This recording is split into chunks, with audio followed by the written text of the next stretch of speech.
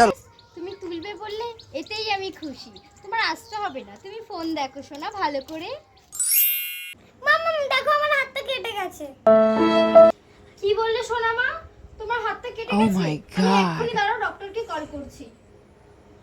Hello doctor, এক্ষুনি আমার বাড়ির সামনে অ্যাম্বুলেন্স পাঠান, আমার সোনা মায়ের হাতটা কেটে গেছে। না একটু তো কেটেছি, তাতে আবার ডক্টর লাগে? আমার সাথে কাপড় তুলে দিতে পারিস। হ্যাঁ আমি সব ঠিক করে নিয়েছি। না না একটু ওয়েট করো বান্ধবী, আমার একটা কাজ আছে, একটু চলো। চল। আমার কাপড়গুলো নেড়ে দি। থাক মা, তোমার আর জামা কাপড় তুলে দিতে হবে না। তুমি কোন বান্ধবীর সাথে কথা বলছিলে না, তার সাথেই কথা বল। দেখো মা আমার হাতটা কেটে গেছে, কত রক্ত বের হচ্ছে।